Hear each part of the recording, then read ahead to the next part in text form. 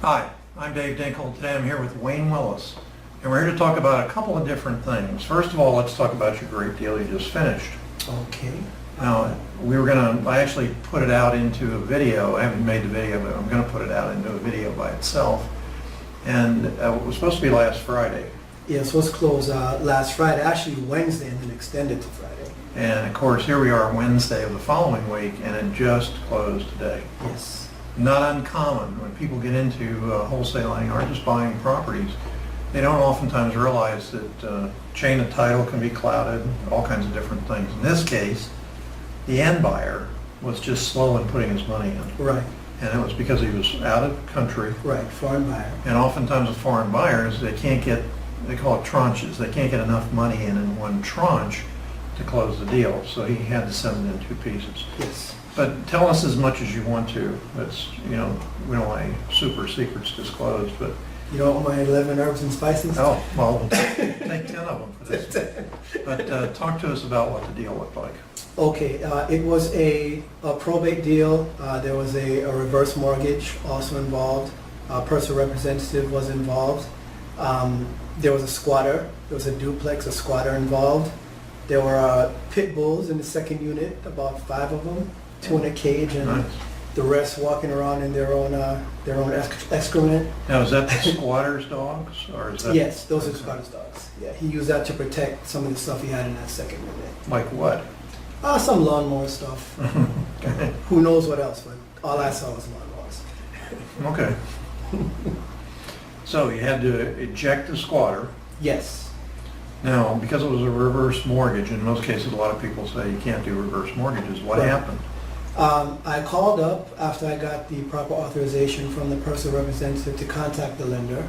I contacted the lender. They had to do a short sale. Had to do a short sale, yes. And all reverse mortgages are government guaranteed. So that's why it's very difficult to do a short sale. Yes. So go ahead. So I wanted to do a short sale, and after trying to speak to one lady, they lost my paperwork a couple times. The third time I sent the paperwork in, they finally did speak to me. And in speaking to me, they said, okay, it's $191,000 it was for the payoff. Fail. With the condition of the property did not warrant that. So I tried to get them to do something that would work for both sides, something that makes sense. Okay, now, typically in a short sale situation, the lender will send out an appraiser. Did they send out an appraiser or Yes. a BPO? They sent out an appraiser to do a BPO. The day before they scheduled appraisal, I got Oscar to do an inspection report beforehand, and I paid the extra fee to get it back in 24 hours. And I was able to hand that to the appraiser. I think the philosophy behind that is if you can give that to an appraiser, if it says, look, it needs like $1 gazillion worth of repairs, and the house is worth X, he can't have it worth X plus so much more. There would be too much of a discrepancy between the appraisal and what the inspection report suggests. That's a lot of X's, but Yeah. what basically it comes down to is an appraiser looks at comparable sales, and in this case rental values, even though it's vacant or it's got pit bulls in it or whatever else, so his appraisal is going to come in way too high. Mm-hmm. I always say I wish that they made the appraisers buy the properties, Right. because then you'd have different numbers. Right. But the only way to really impact an appraiser, you can't go down there and say, well, I got these comps, they're the lowest in the neighborhood. He's not going to look at that. He's going to look at the highest comps. But if it's a condition issue, he's not going to go inside. Most cases, he's not going to bother. And he's not going to estimate what the repairs would be, almost never. But you can go in there and say, this is a contractor you got. Right. His license is on the line. Mhm. He puts together magnificent reports. And what did he come up with as a repair estimate, do you remember? Oh, boy, it's like over $100,000. Oh, well, hey, there we go. Yeah. Now, how do you get $100,000? If you were coming in to rehab the property and experience, you might be able to do $10,000 a unit. Right. I would say maybe 15. Okay. Yeah, but But he puts in impact windows, he puts in nice kitchens, so on and so forth, and you can almost make the number anything he wants, but it's true. So you hit it exactly right. You did exactly what you were supposed to do. Yeah. And it worked. Yes. So now, as you go along, ultimately, they came back and gave you an approval letter. Yes, I got the approval letter. The approval letter was for about 140, Okay. 145, and then I don't know what the ruling is or why they have that, but they took 95% of that, which I was glad for. So it came down to about 131 and change. Yeah, that's actually the guarantee amount. That's the government guarantees 95% of it, so that's Right. why they did that. So from 191 to 131, I'll take it. Yeah. Now, I started to say also before that on a short sale where you have a probate, it's very simple to do the short sale. You don't have to check credit, you don't have to know where the assets are. You just submit a death certificate, which Right. is going to be in the public record anyway. Right. How long did it take to get the approval letter? A couple weeks. From the appraisal to the approval letter was 2 weeks. Yeah, and sometimes it can take 3 months or 6 months or whatever else. So, okay, so now you got it under contract, and you called me and said, I got a great deal here, and I'm Yes. concerned about how to sell it. Right, right. Why would you be concerned about how to sell it? Because there's a lot of unscrupulous people out there that give wholesalers, legitimate wholesalers such as myself, a bad name, and they engage in deal theft.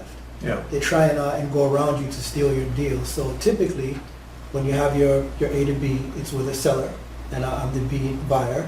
But because we closed on it, I became the owner of record. right. And when people saw this now on other wholesalers' lists, as we typically do to help market our deals, people called me, and they got my personal number. Well, let me go back a minute, because some of the people may have heard that but not really understood it.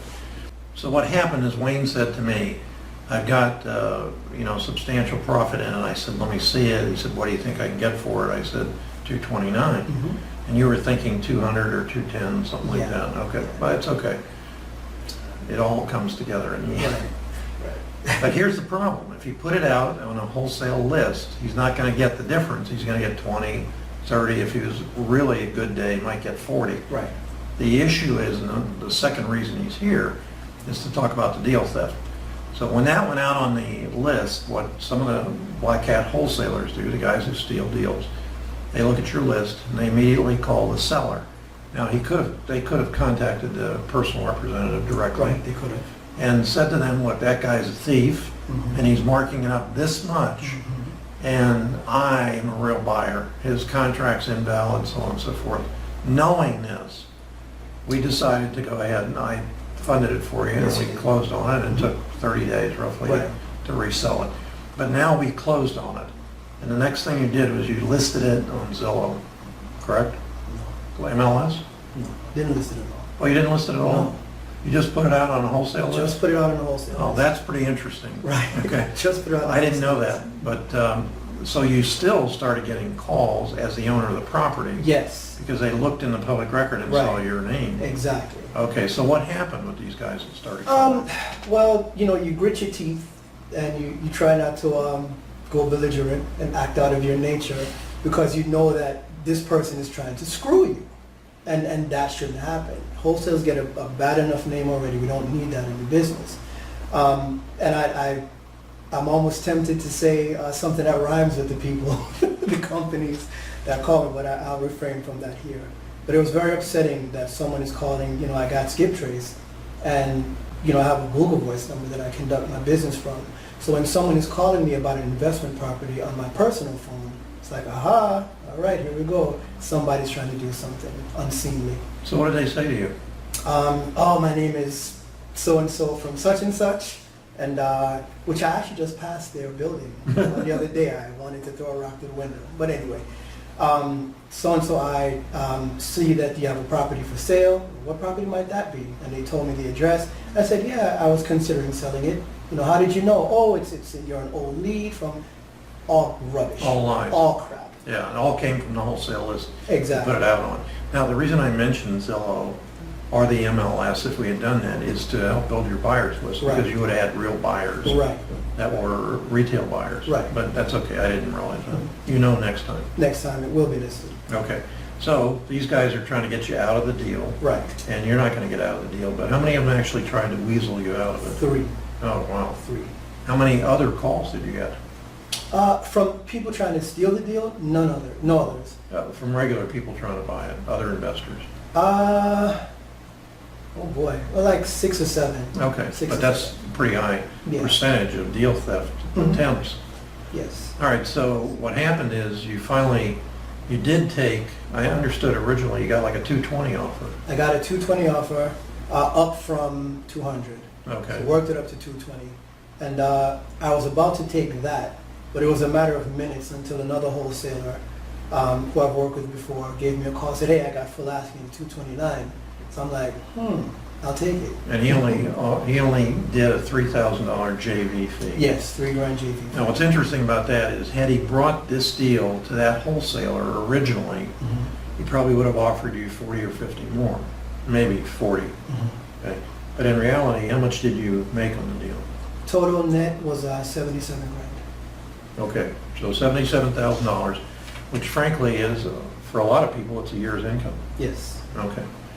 We covered finding the deal, where you found it. Now, let's talk about how you prospect. You're one of those guys that sends out a few postcards every once in a while. Yes, yes. Is that how you got this one? Yes. Postcards. This stuff doesn't work. Real estate investing in itself does not work at all. But nonetheless, so we covered the deal. We covered the black hat wholesalers coming in, Yes. and the reason we closed on it. And this is very important for you guys that go into a deal and have a substantial profit. Think about closing on it. If you're saying to me, well, I don't have any money, you didn't have any money to close on. But, you know, in the worst case scenario, you can take on a partner, give them a percentage of it, or do a soft hardening loan. Right. Because you're not going to be in it that long. No. I mean, when I saw it, what the actual closing amount for me that I put in was like 141. Right. And, you know, it's going to sell for 229. There's not a lot of wiggle room about it. It's close to market value. It wasn't. Right. Now, how much of a substantial repair did you do on the property? All I did, I bought some throwaway clothes and some throwaway shoes and some cleaning products and a couple of locks, a change of locks. Yeah. I said nobody would be breaking in because somebody was breaking in. And, you know, I said there were dogs. And, Fecal material. Right, fecal, exactly. So the thing is, when you enter a property like that as the wholesaler, you know, you look past the smell of that and you look past the rankness of the urine and say, hey, this smells like money. That's what it is. Right? But when you want to sell it now, you know, it's going to smell like what it really is. Yeah. So I Bleach. exactly. So I got some bleach and, you know, a couple of bucks in our broom and some cleaning products and some throwaway clothes and did what I could do to get the smell out. And that's when I started to show it. Now, I think that the interesting part about this, frankly, is had you even rehabbed it, you wouldn't have gotten much more money. Probably not. Yeah. The buyer coming in is the one that had to face the rehab and getting tenants in and toilets and stuff like that. And So- it wasn't the greatest neighborhood either. One of the things that I always like to look at is he made $77,000. If you bought that, rehabbed it, and sat on it as a rental, you just took out probably 4 years worth of rental Right. income. Right. No tenants, no Right. toilets and stuff like Right. that. That's how you wholesale multifamily properties. Yep. Okay. The other thing we were going to talk about was, Wayne called me and he said, I have a seller that's not coming to closing. What do I do? And I said, how serious is he in terms of, can you get him back, reeling back in and stuff? Now, he had another offer. Oh, yeah. He had a substantially higher offer from somebody else, almost 20 grand. Right. Right. So I said to him, call the attorney, file this penance. So you did. Yes. And how long was it between the time that you went before the judge and you filed it? Do you remember? A little bit over a year. Oh, was that? A little bit over a year. And I think there's a limit. It should be about a year. If there's no action, then they put a motion to withdraw.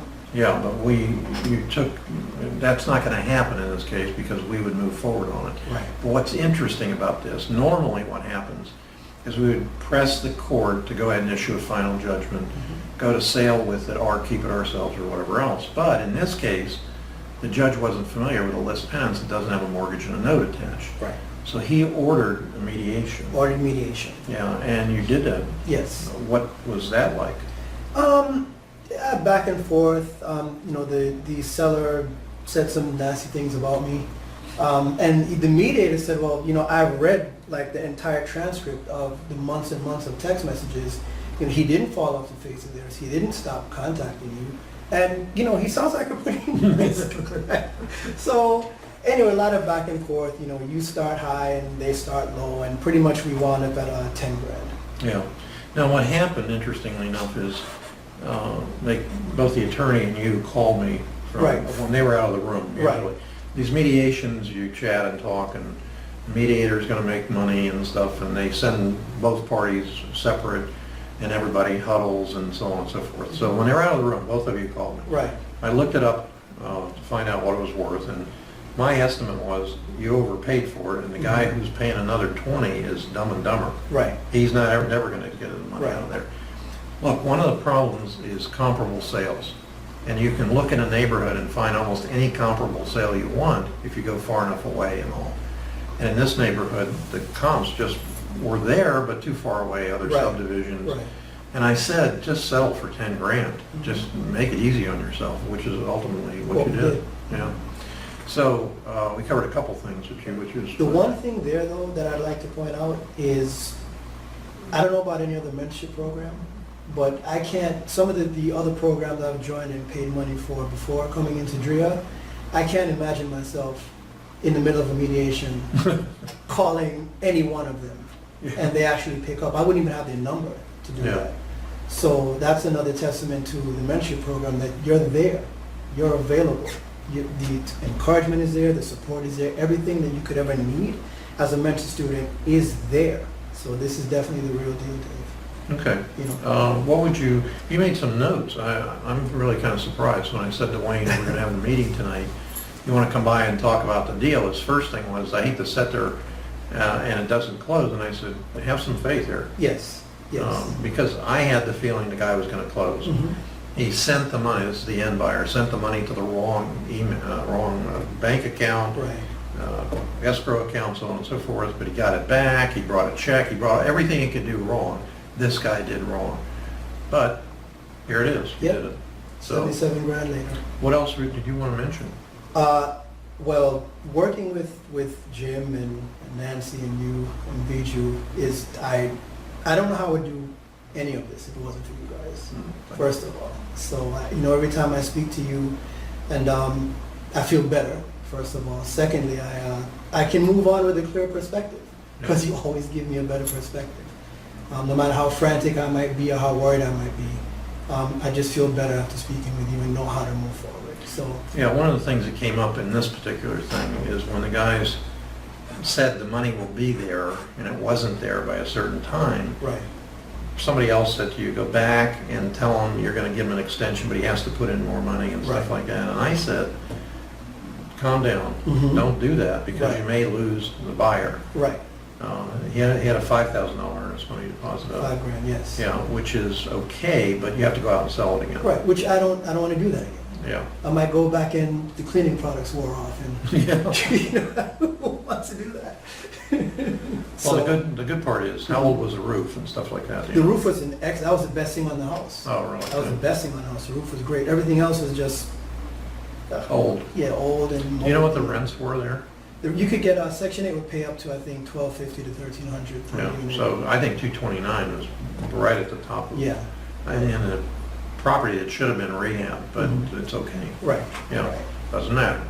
What else did you want to mention? Got That notes? really, no, it's just because people, I know that you're probably gonna ask me, right? What would I recommend the mentorship program? Would I recommend it? What would I have to say to someone thinking about joining? And what I would say to them is that the excuses that you have to not join, they can't be nearly as strong as the reason that you have to join.